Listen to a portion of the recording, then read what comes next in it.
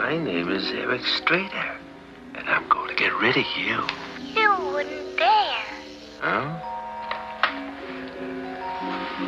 Wouldn't I? Annabelle would hate you. Christy would hate you. And I would hate you.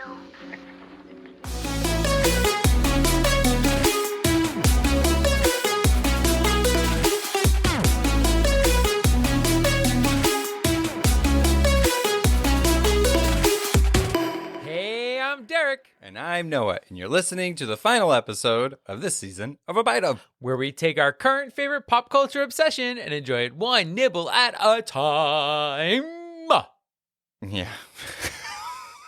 And it's our final nibble of the Twilight Zone. This is our last venture into the fifth dimension, courtesy of Rod Serling. We-do. Yeah. I mean, it's bittersweet, but all good things have to come to an end. Oh, no. But all ends have a beginning. What's that? Every new beginning comes from some other beginning's end. Who is that? I think it's from like the late 90s, early 2000s. Oh, I was like, you're either doing a kid's song or you're doing like a Simple Plan. It's something like that. I don't know. Hey guys, comment below if you know what lyric that is. I only know the lyrics. I don't know who it's attached to or really the tempo or the melody. That's fun when we don't know what we're singing. It's just buried deep in my little brain. Can you guess that sound?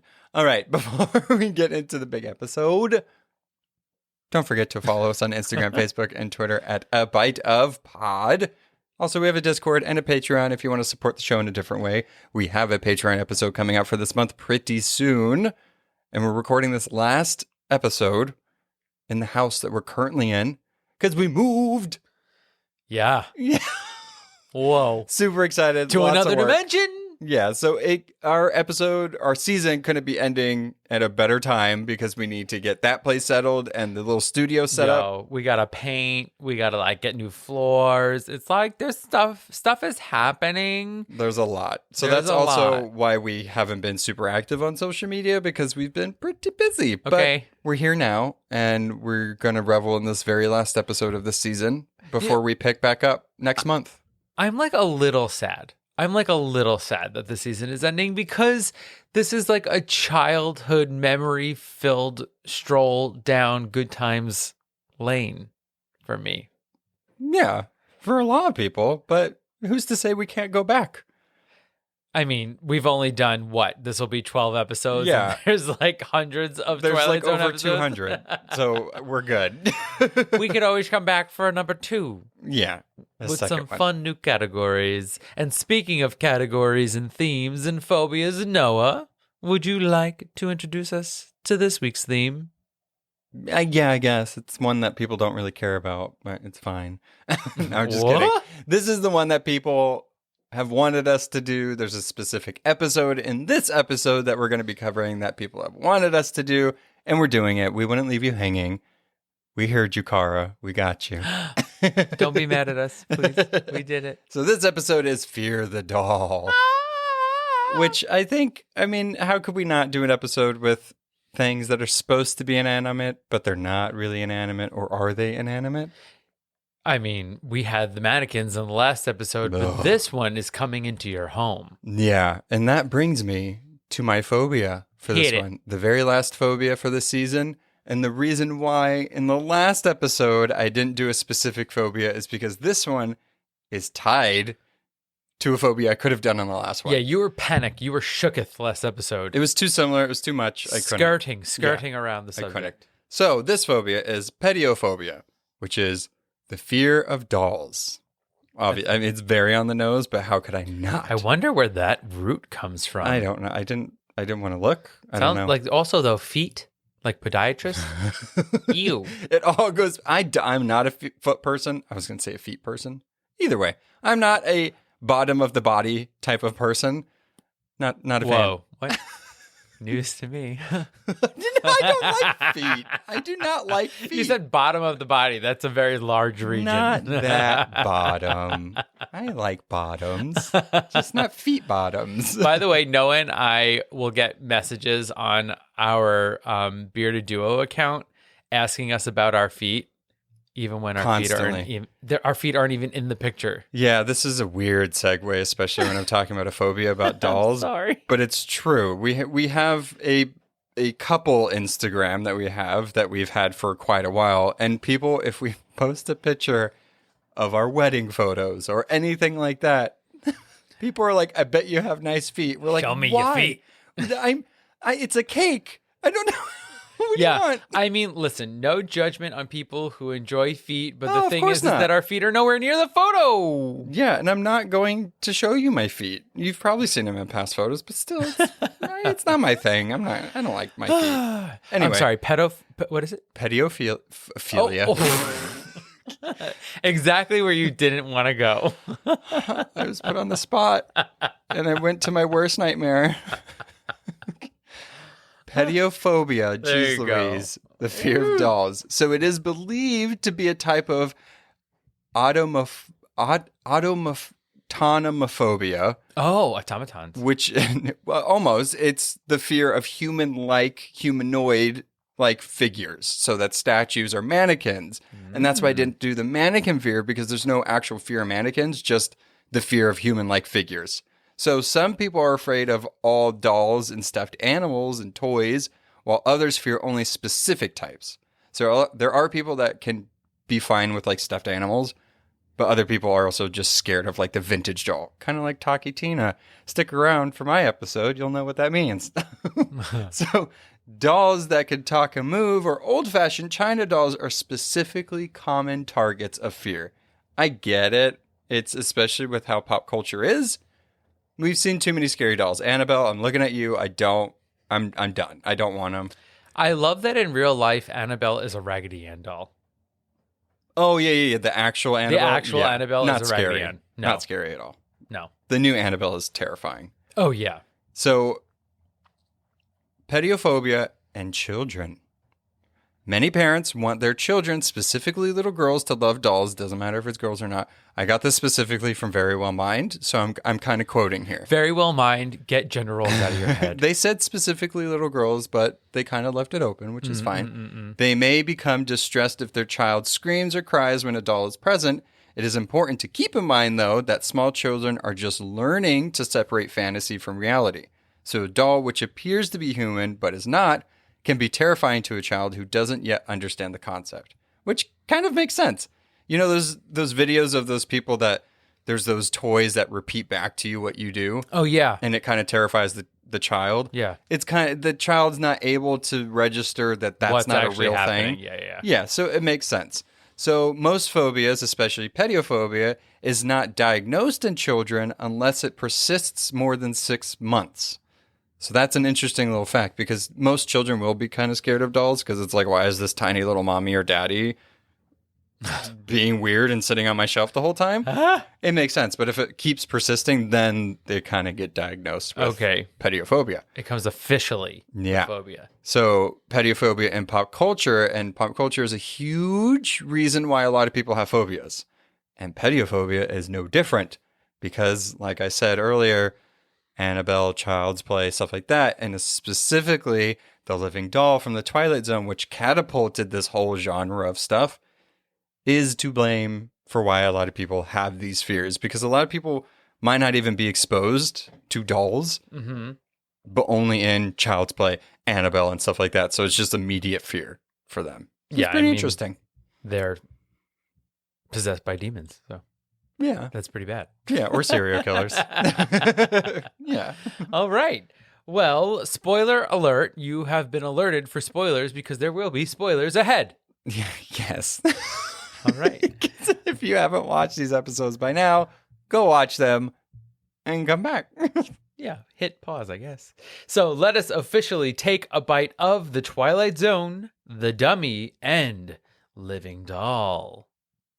So Yeah. I'm up first with The Dummy, which was from season 3, episode 33, premiered on May 4th, 1962, and it was written by Rod Serling and based on a story by Lee Polk. Okay. So it's one of those episodes. Most of them are one of those episodes. Based on a story by Yeah. someone else. I don't know if I'm going to be able to do my Rod Serling voice. I have to, though. It's the last one. If you don't do it on this one, what was this whole thing for? Meet Jerry Etherson. Best friend is a liquor bottle and ventriloquist extraordinaire. Oh. Jerry is convinced that the wooden dummy named Willie sitting on his lap is no ordinary mute puppet. Jerry is sure Willie wants to run the show. He relates his fear to his manager, but Frank thinks Jerry is going off the deep end. In desperation, Jerry tries to destroy the dummy.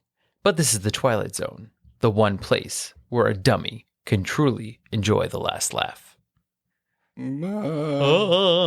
So, we open on a club with a ventriloquist, a.k.a. Jerry, and his dummy, a.k.a. Willie, on stage. The curtains here actually remind me of the new Twilight Zone episode, the one with Kumail Nanjiani, right? It feels like it's giving a nod to that. That was a really good episode, by the way, the comedian. I think it was the first one. It was the first one of the whole new series. Yeah. And so we see that this crowd very much enjoys this act. I mean, Willie spins his head and these people are like bowled over. Can we, just for a second, can we just talk about Willie, the dummy? Like, I'm not scared of ventriloquist dummies. Why aren't they called puppets? I should have looked that up. Why aren't they puppets? Like, there's marionettes. I kind of get that. Right. Marionettes have strings. Yeah. And then there's puppets, which you put your hand through them. Right. And then you kind of do that for dummies. I don't know. Anyway, it's dummies are dummies, but I'm not scared of them. I just don't like them nor care for them. But specifically this one, I definitely do not like. Yeah. He has too much human hair. It's the brows for me. The eyebrows, they're quite menacing. It's a very distinct look. And it is menacing. And I feel like in my mind, he has flaming red hair as well. Oh, that's true. Which makes it as a ginger beard man, I feel like I can say this. The ginger dummy is frightening. It is. And I never got the appeal of them. Of a ventriloquist? Yeah. Ventriloquist? I think the act of being able to disguise you actually mouthing the words is kind of cool, but the whole Jeff Dunham thing, it just never... I mean, won America's Got Talent. What? A ventriloquist once won America's Got Talent. And I'm pretty sure a young girl ventriloquist also won America's Got Talent a second time. That's interesting. I don't know. I would just never go out of my way to be like, oh, there's a ventriloquist in town. Let me go there, or let me pay money to go see this. I agree. As I was watching this, I was watching the audience in this club, just doubling over. Well, I think at this time, they had, I guess they had TV, but mostly radio shows. Where they did not have TikTok, so they don't know comedy. They didn't, or podcasts to listen to. No, they did. They had radio shows. Never mind what I'm talking about. Either way, I would choose a radio show over whatever this is, this club act. Right, and it seems like his acts are 5 minutes long. Yeah. They're not long. He tells 2 or 3 jokes. Gone. These people are guffawing, and then he's like, good night, everybody. Yeah. And then he runs away. And so that's what he does. He tells a couple of jokes. Everybody's laughing. He says, good night, everybody. And Willie, quote unquote, tries to get more time on stage. So what does our ventriloquist do? He puts his hand over his mouth. But guess what? Willie bites him. Yeah, he makes it seem like it's part of the act, and then you see his finger after it, and it actually has bite marks on it. So it's oh, okay. There's an indentation in the skin. Don't like it. Alluding to the fact that Mr. Dummy chomped him. Yeah. Right? So he goes back into his dressing room, and he's sitting there. And we see this moment of him staring in a mirror, and we can see Willie and back of him in the reflection. And every time they cut away from the mirror, Willie is looking in a different direction. Yeah. Sometimes just at the mirror. Yeah. Every time they cut away, I loved it. I love stuff like that because it's so subtle, but it's also oh, is it going to happen this time? Is it going to happen this time? And it does every time. And you're like, okay. I don't like it because you also don't know what's happening at this moment. Jerry is a very sweaty individual. I feel like a lot of the paranoid characters in the Twilight Zone, to show that they're show that they're paranoid or whatever, they have to be sweaty. Well, at least in Jerry's defense, he was just on stage. It was under the lights. He was doing a show. Yeah. I don't see any of those dancers being all sweaty like he is. That's true. Those dancers, I don't understand those dancers. They're a little shifty themselves, but... I like the dancers. Well, later on, they're like, ooh. I would go watch the dancers over a dummy. Okay. come for the dancers, stay for the dummy. No. No. I'm out. One drink, I'm out. Done. He said, what's the drink minimum here? I'm leaving. Yeah. So while this whole looking at the mirror, not looking at the mirror scene is happening, Jerry reaches for a little nip in the lower drawer of the vanity. Okay, so he wants to take a little sippy sip. In walks Frank, I thought his name was Mike. The manager walks in. I could be wrong because I thought the dummy's name was Billy this entire time. So in my notes, it says Billy, but I know for a fact it's Willie. So do not quote me. The manager walks in. Go back. Sorry. Okay. Keep going. So I'm going to go with Frank. Go ahead. I sit closer to the TV usually. So Frank walks in. He spins Willie's head, which makes Jerry panic. Oh, yeah. Yeah. Okay. And we learn that Jerry may have a drinking problem, but Frank tells him he should stop and that he could have amounted to something, but instead he's in these small 2-bit nightclubs drinking in a back room. Okay. Yeah. So he's like, I could have helped you make it big, but you keep staying here and you got to move on, kid. Yeah, it seems like he definitely, he's known him for a while and he's like still on that stuff. It's like, okay, well, guys, he needs help. Like, Yeah. Don't berate him for his career failures or possibilities. Maybe just like, I don't know, help him a little more. Yeah, don't just be like, you could have been more, Right. you jerk, and then Right. leave. It's like he's obviously dealing with something. And what Jerry says to Frank is, I can't get rid of him. So not only does Jerry have like maybe a drinking problem, he also has a Willie problem. He definitely has a Willie and a drinking problem. Like, Yeah. it's very apparent. Yeah. And apparently nightmares. Lots of nightmares. He's Yeah. been to therapists. He's tried to get help, but nothing helps it because no matter what he does, I mean, Willie is alive, right? Yeah. I mean, let's think about it. Willie's bitten him. Willie has looked at him in the mirror. That is I have 2 notches in the alive Yeah. category. I have some theories about this, but in specifically one of the biggest like red flags in this conversation that he has with Mike / Frank / the manager is he mentions that he was diagnosed with schizophrenia, like paranoid schizophrenia, which is a big red flag only in that everything that we see past this, it only kind of goes downhill from there. But a lot of it seems like it's very isolated in what's happening to him. Because usually in the Twilight Zone, if something like big is happening, then it's kind of like, okay, is this really real or was this person not imagining it, but was it just happening to them? So it's interesting. Yeah, I but don't know. I see that. But I think that in the Twilight Zone, there's always the one detail that's sort of the red herring for everyone else in the story.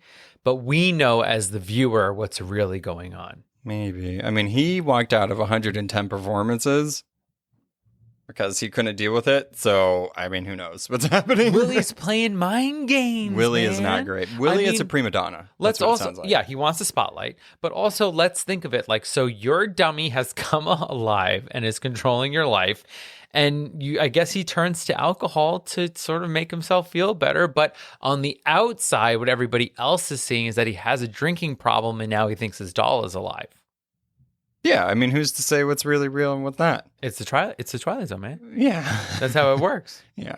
So basically, his manager is like, why don't you try something else? Because I'm giving you a day to get over this. He's like 24 hours. If you don't get rid of Willie and start something new, you're done.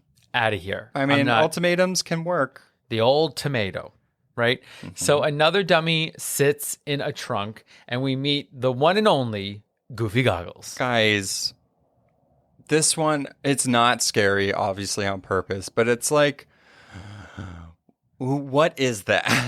What is this? What is this dummy? My name is Goofy Goggles.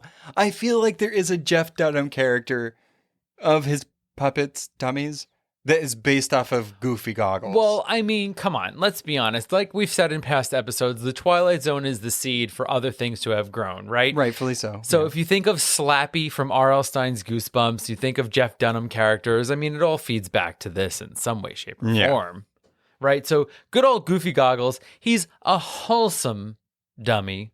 And Jerry feels like, all right, you know what? it's my time. I'm going to move on with Goofy Goggles. But guess who's sitting on the couch, maxing and relaxing? Good old Willie, who shoots him a wink. Yeah, I don't like that. All right. So again, more proof. So now we have the bite, the head shifting, and the wink. Mm-hmm. Willie's alive. All when he's by himself. How dare you? I'm not disagreeing. I'm just trying to analyze the episode a little bit. As the viewer, we have to support our main man, Jerry. Do we? Yeah. Eh. We get this weird scene between Frank and the club owner, which seems sort of out of nowhere. And the club owner's like, why is he always running away? He's got to stick around and talk to the crowd. And I don't know the point of this scene. It's more the club owner is like noticing that he's not like the other performers that are usually there. We get a scene in between this. It seems like the dancers are all like, you know, they do their dance, but they also entertain outside of that. And Jerry does have a good relationship, specifically, I think her name is Marina. Well, I mean, whatever, starts with an M. I was closer this time than Mike and Frank. Those aren't even remotely close. But, you know, it seems like he has a close relationship with the performers and specifically his manager, but outside, behind the curtain and behind, like, outside of backstage, he does not.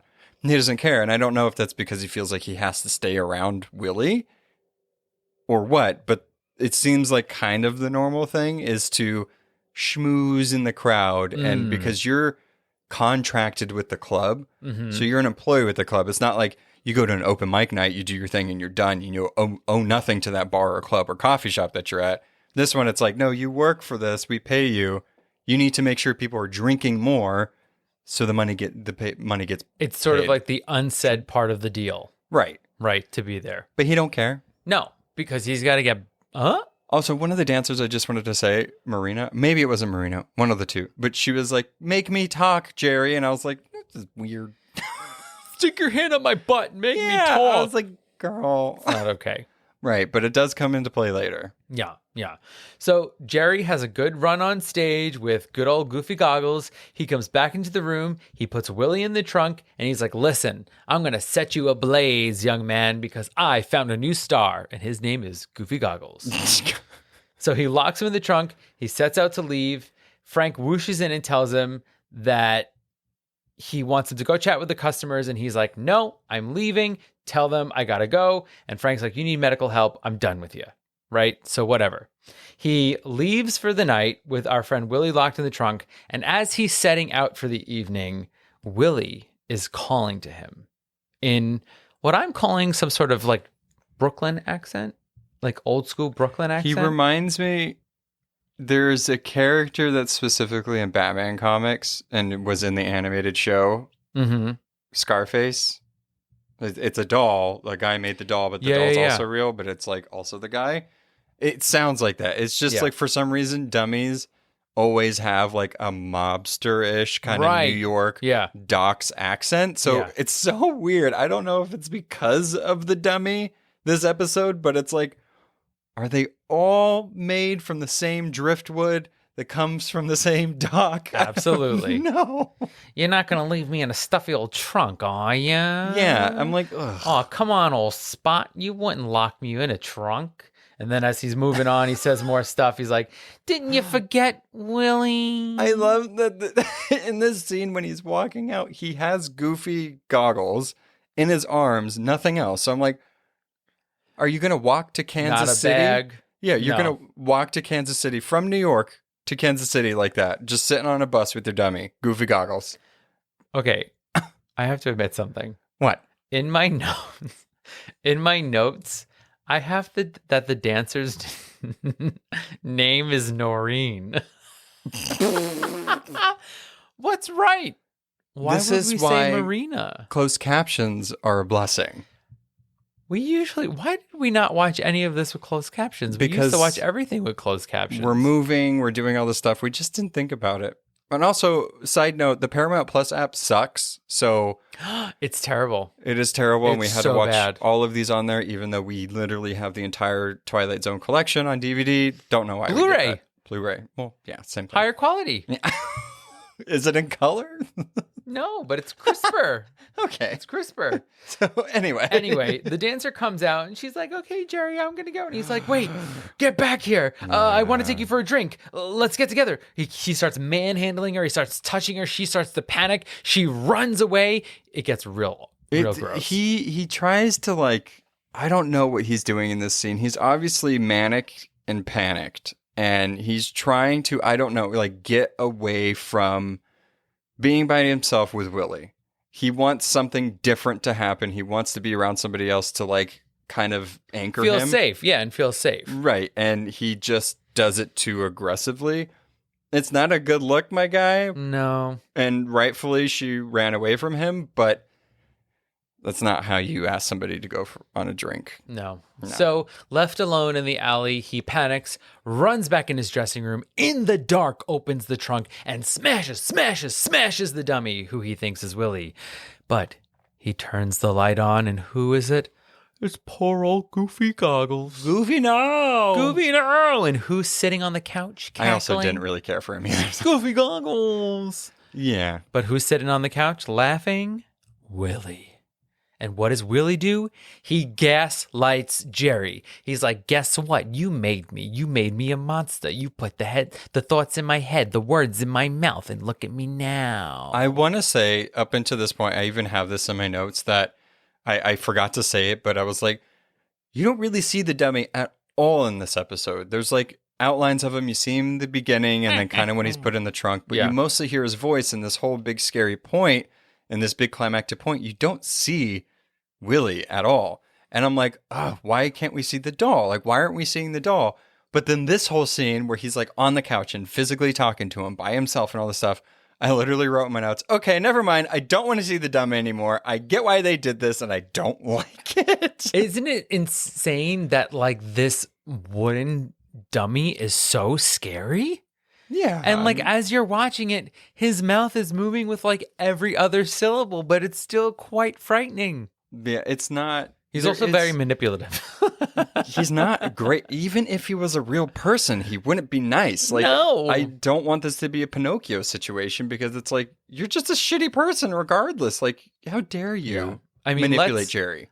Manipulate Jerry and also get your good friend Goofy Goggles killed. Well, Goofy wasn't real, as Jerry pointed out. He's like, he's not alive, but that other one is. Let's just take a moment of silence for Goofy Goggles. But I do want to say, it is interesting that, like, a lot of times, especially when it's a doll involved, why? Why is this dummy alive? Like, what? We get no backstory in this. And that's one of the beautiful things about the Twilight Zone. But this one specifically, I'm like, okay, Willie is dressed in a navy, like dress blues. I'm like, is this the guy that was in The Hitchhiker that was with our dear old caboodle carrying... the sailor. Yeah, the sailor that she picked up. I'm like, is this him? Probably not. But why the sailor outfit? Like, what is going on here? Because it's cute for an act, for a little ventriloquist act. There's just usually a story, so I'm just curious what that story is. Yeah, maybe. I agree. But, like, I don't know if it would have made it any better if, like, we found out that he was made from a cursed piece of wood. You know what I mean? But that's the beautiful thing about the Twilight Zone is we don't know that. I like that we're just thrown into it. Yeah. So as Willie is basically berating Jerry and telling him that it's all his fault, we see Jerry kneel before him and basically acquiesce to our wooden friend. In the next scene, again, Jerry and Willie are introduced to a stage in Kansas City. And he made it. He did it. He went and became famous in other parts of the country. But as they pan around, we see that the ventriloquist is actually Willie and the dummy is now Jerry. I hate it. I hate this part because somehow it's more terrifying than the situation that was already happening. And did you notice that they swapped the names when they introduced them? Mm-hmm. Yeah. Yeah. The Willie is now Jerry and Jerry is now Willie and they have their faces are swapped. Willie won. It's the most unsettling thing. I didn't think that a dummy could be more scary, but that dummy looks like the prelude to Team America World Police. Yeah. Like, it's but a bigger version. Yeah. Well, you know, they actually, so when they made the dummy, they based it on a caricature of the actor who plays Jerry. Yeah. And so that's why it has like those big exaggerated features. But the thing that's so spooky about the person that's playing Willie now, the like human-sized person, is that he still has the exaggerated features of the dummy. Yeah. It's awful. Yeah, it's He so even has the creepy. eyebrows. Yes. They knew the eyebrows were the quintessential moment of creepiness. Yeah, I like this is one of those episodes where it's like, do I think that like the frantic paranoia is as good as like 20,000 feet? Nightmare at 20,000 feet? I was just gonna end it at We that. knew. But no. But the payoff to this one is so good. And I know we've said that every single episode we're doing. Some of these episodes you're watching and you're like, oh my God, come on. Like, what is happening here? Like, I'm not getting scared. I'm not whatever. But it's like, oh, that payoff, like that one scene, they're only 20 minutes long. That 10 seconds of just like, fuck. Yikes. You have to wonder, like, we talk a lot about the social commentary that the Twilight Zone episodes make, but it's like this one is like, don't let the art take over the artist, like, or is it just like, no, it's dummies are creepy? dumb. Yeah, Dummies are dumb. it's like, I said don't it. like Rod Serling's like, you know what I don't like? Ventriloquism. Yeah. End of episode. Did you do the end narration? I never do the end narration. Only you do. We We do. No. The only one I ever did was Nan, was the hitchhiker. Are you serious? Totes. Why? Because Why I never am I just now? What? Surprise, you're in the Twilight Zone. Oh, I like the end narrations. Okay. Weird. I did not realize that.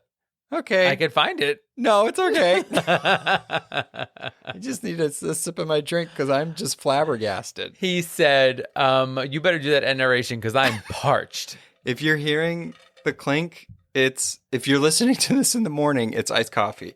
If you're listening to it at night, it's an adult drink. Oh my God, I read the wrong thing for the monologue. What? I read the wrong thing for the monologue. What are you talking about? I This is not live, by the way. on the Twilight Zone wiki, and I was reading from the CBS video library cover. Remember, because like the monologue, we were like, has so many twisty turny words. What did you read? I just told you I read the CBS summary? cover live. Yeah. All right, let's give you redemption and do the opening monologue now. Okay. Way to end this season. You guys, I'm sorry. And then I'll read the closing one since Noah's crying. Oh, Lord. You're watching a ventriloquist named Jerry Etherson, a voice thrower par excellence. His alter ego, sitting atop his lap, is a brash stick of kindling with the what word is that? With the SOBRIQET. What is that? Just go. Keep going. Okay. Skip it. In a moment, Mr. Etherson and his naughty pine partner will be booked in one of the out-of-the-way bistros, that small, dark, intimate place known as the Twilight Zone. We do. Closing narration. Oh, God. What's known in the parlance of the times as the old switcheroo, from boss to blockhead in a few uneasy lessons. And if you're giving to a night... What? What is wrong? Why is this happening? Are you sure you want to do this? Yeah. And if you're given to nightclubbing on occasion, check Oh. this act. That's weird. It's called Willie and Jerry, and they generally are booked into some of the clubs along the Gray Night Way, known as the Twilight Zone. That was a weird end narration. You made me... I definitely these. didn't. Replay the tapes. You know what's fun, though? I will say this, which they cut out of the Twilight Zone marathons. When you watch it on Paramount Plus, they play the like little preview of the next week, and they go, and now, Mr. Serling. Yeah, and he acts like it's a surprise every time. He's Yeah. like, oh, hi there.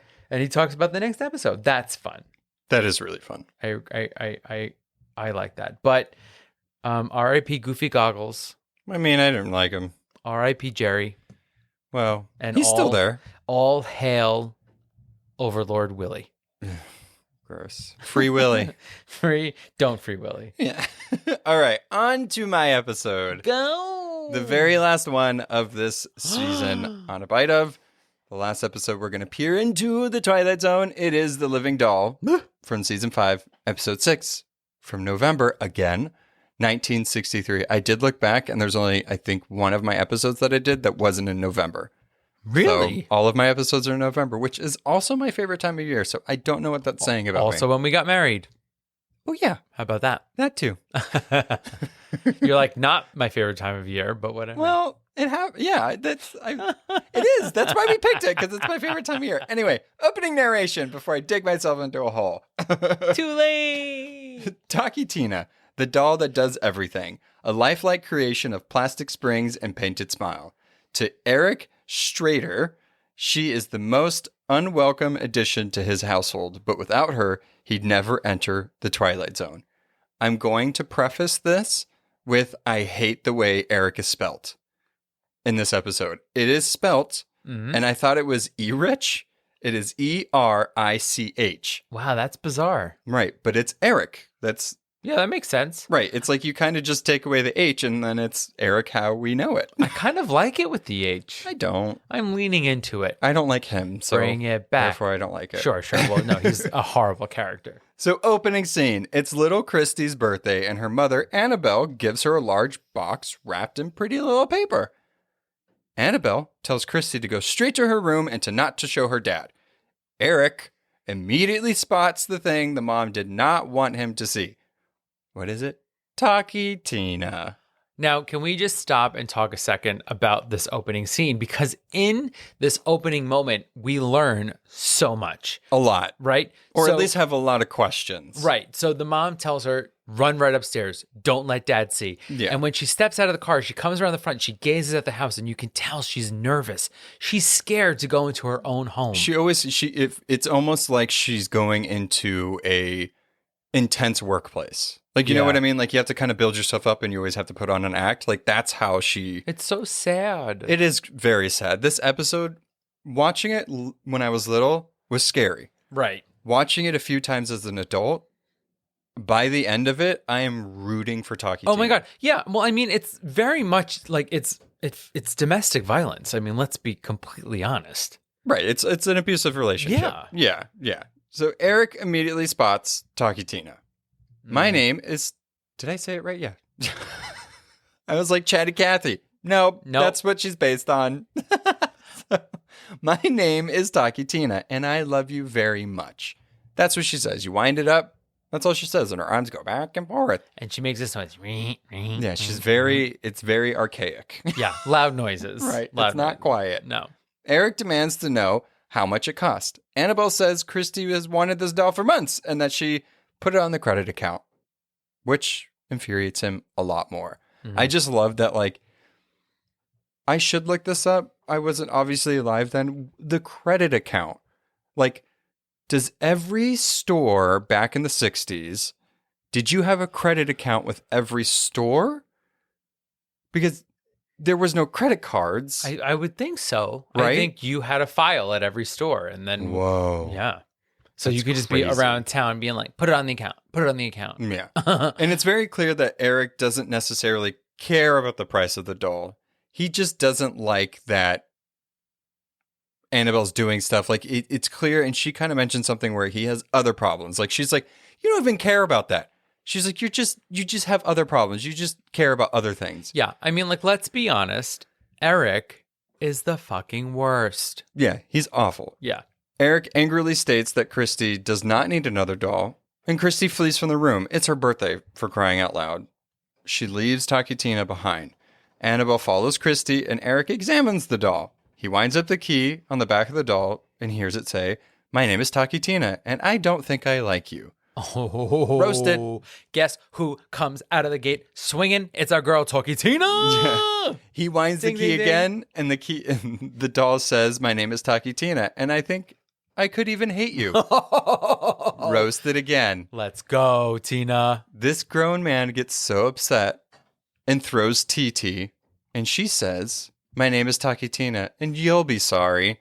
I love her already." She's like, "Don't fuck with me." Guess what? She shoots from the hip. She's not afraid to say what she means, and I love it. Talkie Tina said, guess what? You're abusive. You made Christy cry. That's my new best friend. You dead. It's really bad when a doll can come into a situation and already hate you and just seeing the family dynamic. Oh, yeah. She's like, I'm going to kill you. In the house, less than 10 minutes. Oh, yeah. Annabelle re-enters. So not that it should matter, but in this particular scene, we do find out that Eric is Christy's stepdad. I do also hate in this scene that Annabelle she keeps trying to rationalize his abusive behavior. Like, you got more than you bargained for, 2 for the price of 1. Like, I know that, it must be hard for you, but, just give it a chance. All that kind of stuff. And it's like, that particular sentence made me think, like, did she not tell him that she had a kid? Surprise. Right. But also, we find out that he can't sire more children. So he's the infertile one. She's not. Well, that seems to be the real problem. Right. Right? So we found the root of the problem, or at least a big chunk of the problem, is that he's unable to have children. It's not her fault, which he makes it very clear, or tried to make it seem like it's her fault. And he's just mad at the situation. Yeah. And like, also, let's take a step back, and not to be this guy, but like, Annabelle is gorgeous. Oh, yeah. Christy is a delight. Yeah. Like, this is the amazing family you're in, and you're not appreciative, and you're just a mean piece of crap. Yeah. How dare you? He's an asshole. He really is. And I get, like, it. That must be devastating, but also, like, you should be fortunate enough that you're with an amazing woman, from what we can tell, and she has a kid. So it's not like you got married to somebody and then you both going to have kids and you have no kids. You have what seems like a delightful little Christy. Yeah, and Christy is full on being like, Daddy, I love you, Daddy, Daddy, Daddy. Let's not even get into how she says daddy. Daddy. So, I mean, like, it's not like it's awkward. You're my dad. You're my daddy. Right. And he's still not there for it. No. Piece of shit. POS. At the dinner table, Christy pretends to feed Tina. Eric becomes annoyed, and Annabelle says that Tina is good for Christy, and then it gives her someone to play with. Eric still believes Annabelle bought Tina as a reminder that they can't have their own children. I get that. Still doesn't make it seem okay. It does not make it okay. Yes. I went out today and bought our daughter a doll to remind you that we can't have children. Like, what? She's not mean to you, and she constantly is nice to you. And it is interesting at this point because it's weird. Like, usually in the Twilight Zone, it's like very clear on kind of what is the supernatural thing or the thing that you're not supposed to be liking. Like, who's the antagonist of the episode? And you kind of think it's supposed to be the doll, but every conversation we've had so far, it's like Eric is an asshole. I am full on rooting for Talkie Tina. Oh, yeah. Absolutely. 100%. I love at the dinner table, she throws him a wink. Wink. She's like, yeah, Dad. Wink. Both of our dolls winked. They do. I mean, we that's don't how you plan know this. It's creepy. We don't plan this. Willie blinked. Willie winked. Wink. Talkie Tina winked. Wank. It's just a sign of the devil. It's a sign of the devil, but some devil you love. Talkie Tina, hearts.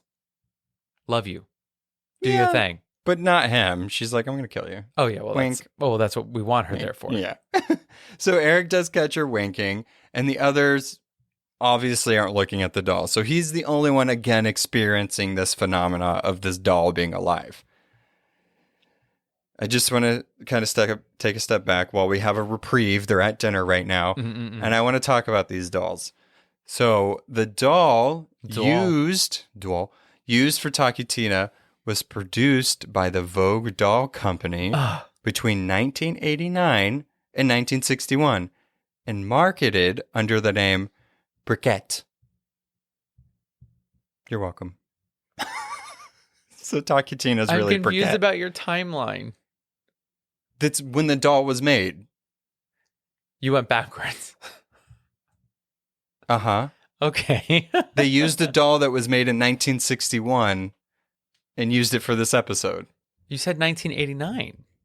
1959. That's not what you said. In 1961. I know, and I'm staring at you like I did because the listeners will hear me saying it.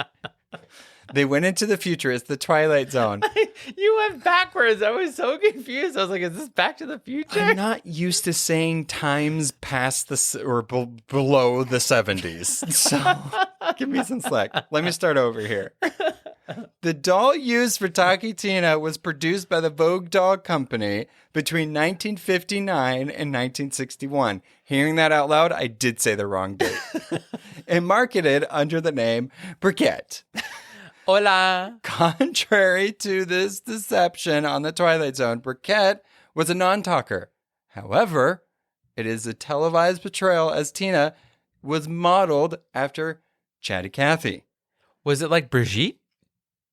Like, no. How's it spelled? B-R-I-K-E-T-T-E. Oh. Briquette. That's Briquette. That's why I said Briquette. I get just that thought it wrong. was like Brigitte. And No. maybe she was like French. Just because it's Vogue doesn't mean it's French. Did Anna Wintour make this doll? No. So anyway, it was modeled after Chatty Cathy, a popular talking doll being manufactured by Mattel Toy Company at the time the Living Doll premiered. So it was modeled after that doll, but it was manufactured in the way of the talking doll at the time. Gotcha. The voices for both Taki Tina and the original Chatty Cathy dolls were provided by June Foray, Okay, June. one of the lead voice actresses of the era. And I will say she's not credited in the episode. Rude. Right. But in the DVDs, the commentary, she actually speaks about it, and that's how she got her credit. But she does it as Taki Tina the whole time. I hope not. Absolutely not. That'd be the worst. Super spooky. My name's Taki Tina. My name is Jing. Yeah, don't like it. I'm going to kill you. So Eric, again, reminds Annabelle that they can have kids. Again, fuck off, you piece of shit. We're back at dinner. We get it.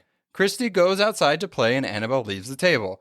Left alone with the doll, Eric hears it say, "My name is Taki Tina, and I'm beginning to hate you." Yes. Got him. He replies, my name is Eric Strader, and I'm going to get rid of you." I love this immature exchange because it shows him as a person being super mature, arguing with a little girl doll. Get over it. He stoops right down. Just walk out of the room. Yeah, no. See, this is the thing about Eric. Eric brings up the dirty laundry every chance he gets, even though it really doesn't seem like any of it is Annabelle or Christy's fault. No, So at he's all. willing to come right down to a doll's level and be a brat. Yeah, because he's a sack of shit. He is, I hate him. Yeah. There, I said it. Taki Tina replies to him, "You wouldn't dare. Annabelle would hate you, Christy would hate you, and I would hate you." So Taki Tina gets in this family. She's like, I know these people's names. I know what they love and what they don't. And I'm going to get you, fool. Yeah, exactly. She's the hero of this story. 100%. Don't forget it. Eric places the match next to Tina, who gasps.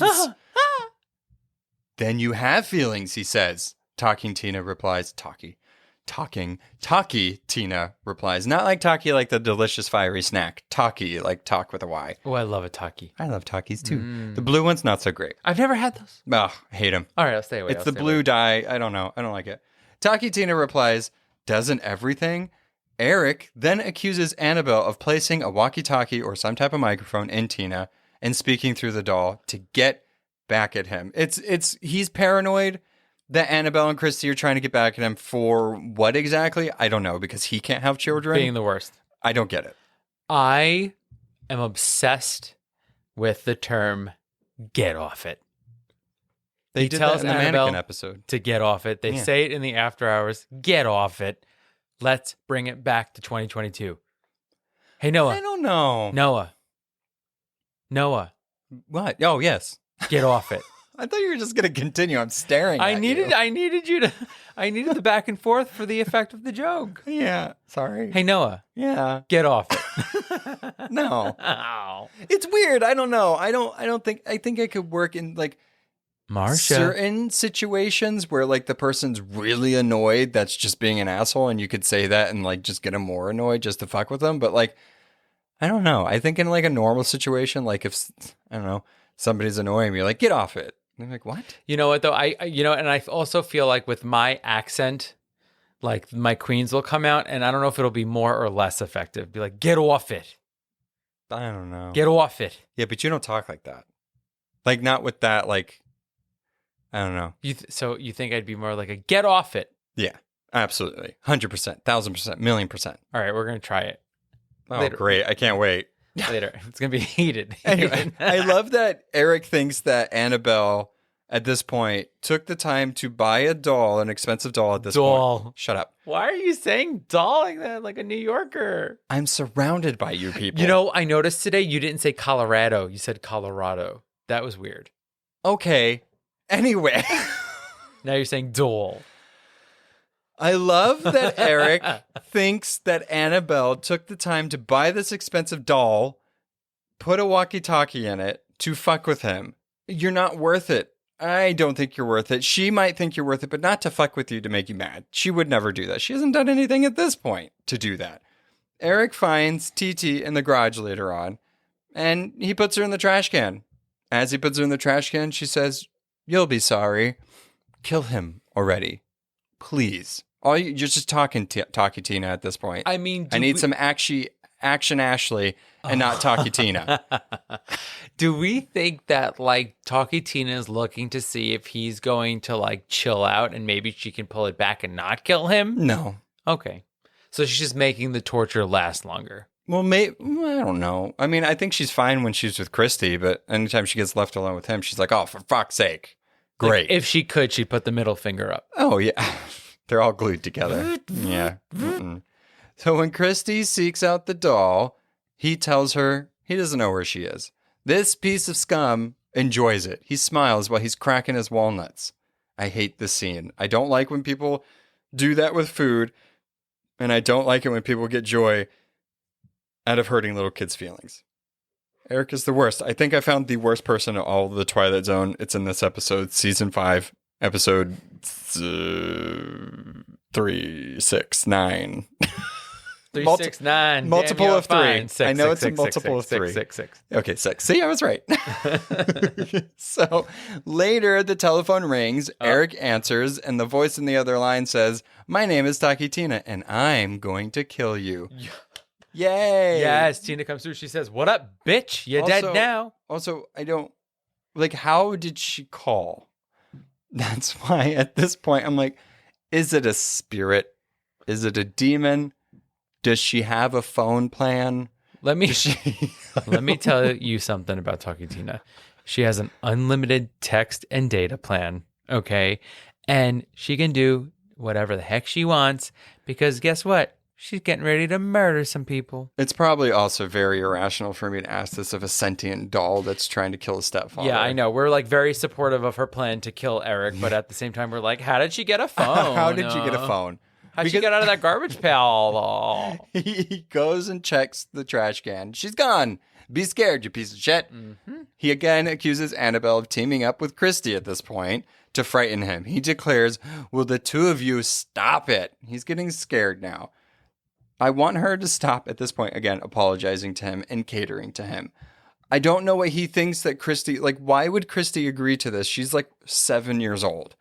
I don't know of a person that'd be able to be that attached to a doll, but then also be like, this is the conduit that I'm going to use to channel all my 7-year-old rage into this stepfather. I can't wait to mess this guy up. Yeah. Eric finds Tina in Christy's bed later. She was gone from the trash can, but when Christy goes upstairs after not being able to find Talkie Tina, he finds her in the bed. This part is not okay. Christy is asleep, and the doll speaks to awaken her. Eric confiscates the doll as Christy cries and Annabelle rushes in. Eric says the doll was in her bed. She's the one that's been doing it. Christy begs, Daddy, please. And Eric, I'm not your daddy. What? This whole scene is so fucked up. He grabs the doll and then manhandle pushes Christy into the bed. Yeah. It's not okay. Also, the worst part is he says, I'm not your daddy. Well, listen.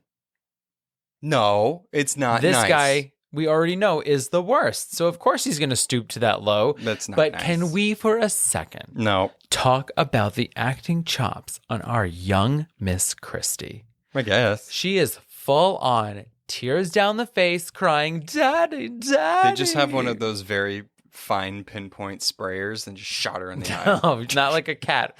I believe this moment. I think she really got hurt. I think he broke her clavicle. Probably. It's not okay. Yeah. And they said child acting laws. Who needs them? Not us. Don't exist yet. Sorry, kid. As Annabelle desperately tries to reason with Eric, he starts to come to the chilling realization that neither she nor Christy are the source of Tina's taunts. Do you like that? I love alliteration. Thank you. Wow. I had to tell you to have a reaction, but it's fine. I did that one for you. I didn't even have a second to get to it. You didn't let me take a moment to take it in. Now knowing that he must destroy the doll, he returns to the garage with intent on destroying the doll. He first places the doll into a vise and tightens it, but the doll only looks at him and laughs. This is one of my favorite all-time scenes in the Twilight Zone. I love this whole scene. He then tries to use a blowtorch to burn Talkie Tina, but the torch keeps extinguishing before reaching the doll. She's blowing it out. It's like she's blowing it out every time. She has the doll lung capacity to blow out a blowtorch. I don't have the lung capacity to blow out a blowtorch. That's skill. She was sent there to murder him. Of course she has the demon skills. lungs. Yeah. The demon lungs help her. Hello. He then attempts to use the table saw on her. However, they only show sparks. Can't get through it. While he tries to destroy the doll, Annabelle does walk into the garage. When she tries to stop him, believing to be mad and destroying what the child's toy, he angrily pushes her away. He loves to shove these two women, young girl, in the clavicle. This is like his favorite spot. We have no sympathy for this character. None at all. I'm done with him. We're rooting for the doll. After Annabelle flees the garage, Eric looks at the doll's neck only to find that there's not even a scratch on it. You go, Super TT. I'm here for you, Super TT. You wish, Eric. Invulnerable. You can't really move that much, but you can't get destroyed, and I love it. Realizing he is unable to destroy the doll, he puts it into a burlap sack, ties a cord around it, then throws the doll back in the trash can and placing 3 heavy bricks on top of the lid, and he hears the doll laugh. The doll's like, yeah, good luck. She's like, don't forget I know how to use a phone. Right, I'm just going to call you. Like, it's fine. I get great reception in this trash can. What up, turd? I'm going to get you anyway. Bye. Click. We see that Annabelle and Christy are finally leaving. She's packing her bags. Thank God. I don't like that it took him trying to destroy a toy. And physically abusing them. Yeah, but it was more like the catalyst was Talkie Tina. And you could have left probably before that. I'm not going to victim blame here, but I just think it's funny from an outside standpoint being like, oh, once the doll was getting hurt, then you're like, okay, I'm going to go. I mean, at least it was something. True. Something got him there. He returns to his bedroom to find Annabelle packing. How could I live with you after what you've done? She tells Eric, which he insists you had to show your hatred towards me and to Christy. She states that he needs a psychiatrist, which I agree. He needs help of some sort. Eric insists that the doll was talking to him. But if he returns it, is everything going to be okay? I don't believe that. I don't. But she does agree. She does agree. I'll stay if you return the doll. A lot is riding on this doll. I know. But I do like that she does tell him that you're filled with blind and unreasonable hatred. I'm like, yeah, that pretty much sums him up. But at least you notice that. I would have liked if she said, you're filled with brine, you abhorrent ham. Whoa. Because it makes sense. Yes. I'm adding that into my get off it repertoire. You know how sometimes when you see people, you can kind of just see, like, you ham? No. No, you just, like, kind of, you're like, I, for some reason, know what you would smell like. And he looks like he would smell salty and very feedy. And like walnuts. No, walnuts are nice. Fresh cracked walnuts. No, I like walnuts. Moldy, sweaty, salty walnuts. Anyway, she agrees to stay. Returning to the trash can, he is relieved to see that Tina is still there. As he retrieves her from the can, it says, My name is Taki Tina, and I don't forgive you. Eric hushes her, shut up, shut up. And he goes back to Christy's bedroom to hand her the doll reluctantly. Later that night, Eric is awakened in bed by muffled noises outside the door. I do like that they sleep in separate beds because it makes complete sense for that type of relationship. I don't want to sleep next to a ham. Also, I just think at that point in time, you didn't put two people in a bed on television. Well, I Love Lucy would beg to differ. They had separate beds. Not all the time. They Most pushed of them the time. together. Anyway. That was one of the trailblazing things about I Love Lucy. Put the beds together. They were also married, so it's like... Well, that was the funny thing about this, is that couples who are married on TV, you would rarely see them in the same bed together. Stupid. So, we hear the continued sound of TT's gears, Taki Tina's. I keep having to clarify what I mean by TT. People know. They know. You know by this point. They know. Telling Annabelle to stay in the bedroom, he goes out of the bedroom to investigate. He looks into Christy's room, and Tina's gone. Taki Tina. He starts to walk down the stairs, but trips on Tina. Laying on one of the steps, tumbles uncontrollably down the long stairway. Tina falls down to the bottom of the stairs, landing inches away from where Eric lies, dying. Eric, with just enough fading strength to open his eyes, sees Tina looking at him as his vanquisher. I just love painting this picture as like a triumphant Tina. I do. This scene is hilarious because he doesn't take like that much of a tumble, and he like gets at the bottom of the stairs and he's just sort of like breathing heavily, and then he just full on dies. His head got he bust his head. I mean, I am here for the death of Eric, but I'm just saying. It is one of the most not well acted deaths, but it is hilarious because Tina's whole plan, because apparently she can walk, but her whole plan was to be like, you know what's going to be funny? I'm just going to lay here. Watch, he's going to die. I'm just going to lay here and he'll die. Yeah, I feel like it was the most like doll murdery way a doll could murder someone. Just like being in the way. Yeah. You know what I mean? Like being a Lego. Yeah, exactly. Yeah. Exactly. Like no knife or gun. It was just like, oops, I was in the wrong place at the wrong time. Yeah, this is way before Chucky, and she set the precedent. But Tina knew exactly what she was doing. Annabelle, of course, hearing the ruckus of this giant ham falling down the stairs, she sees a dead Eric, and Annabelle picks up Tina, who chillingly warns her, "My name's Talking Tina, and you better be nice to me." Guys. Yeah. So this is what makes me nervous about TT. Yeah. Right? Is that like the whole episode we're like, kill him, TT, get him. And it's like, but then she's like, no one's allowed to cross me. Yeah, her little tiny doll-sized rage was pointed in the right direction, but she just might not like adults. But like, what if at some point in time she ends up killing Annabelle and then turns on Christy? Yeah, well, okay, to be fair, Talking Tina was like, Annabelle, yeah, I just killed him, so like, be You're nice welcome. to me and we'll be fine. We'll be good. I helped you. She said, life insurance, you better buy me a Premio dollhouse. Yeah. So, closing narration. Of course, we all know dolls can't really talk, and they certainly can't commit murder. I don't know, Rod Serling. Seems like they can. But to a child caught in the middle of turmoil and conflict, a doll can become many things. A friend, a defender, guardian. Especially a doll like Talkie Tina, who did talk and did commit murder in the misty regions of the Twilight Zone.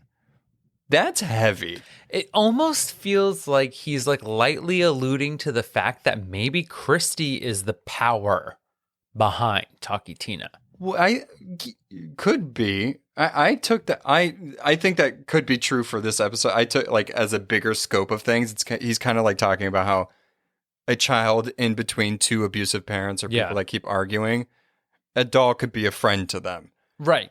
And I also think like if you take it a step further, it's like her fear of Eric and the home she's in is what propelled Tina to do those things. Yeah. I mean, good. Totally. So it was Christy all along. Yeah. I mean, they kind of looked alike. And now she's like, I got rid of Eric. Guess what, Mom? You want to come for me? She better I'm not. watching. Leave Annabelle alone. Annabelle's great. Christy's Annabelle great. married this turd. Okay, you can't blame her for that. Sometimes you don't know that people are turds. Like all the gold rubs off and it turns out it was just a big chocolate turd the whole time. And it's not great. Not great at all. No. It wasn't gold at all. It was just turd. Turd. A big old dump. Yeah. He's a big, turdy, sweaty, hammy, Walnut. spiral cut ham that nobody wants to eat. Yeah. I love ham. Oh. I love ham too. Okay. Anyway, that's Taki Tina. That's the living doll.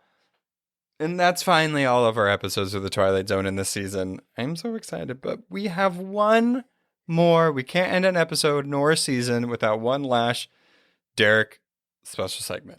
And that is, always will be, it was Earth all along. So, maybe you thought I was going to talk about Annabelle, the possessed Raggedy Ann doll made famous by Ed and Lorraine Warren that now sits in a box in their blessed room with a warning, positively do not open sign posted on it. You could have, yeah. Could have. Perhaps you wondered if I was going to talk about the haunted doll island in Mexico, Isla de las Muñecas, where hundreds of broken dolls hang from trees and move at night as they are possessed by the spirit of the little girl who drowned there. Okay, no, don't talk about that. Well, you're right. Absolutely not. Oh, good. In honor of the final episode of our Twilight Zone foray, I will be sharing the case of the Cabbage Patch Snack Time Kids doll that ate children. What? Okay, continue. I am in. The cherubic doll was advertised as only supposed to be eating plastic French fries, peas, and carrots. Okay. The motorized mouth would No. quote unquote chew the food and then spit it out through a hole in its back covered by a school bag. The toy, which was realist. Wait, its butt was in its back? Yeah, like so it would go like you'd put the French fry in its mouth and its little mouth would move and go like and then the French fry would just land in the backpack like permanently on its back. Why didn't they make a butt?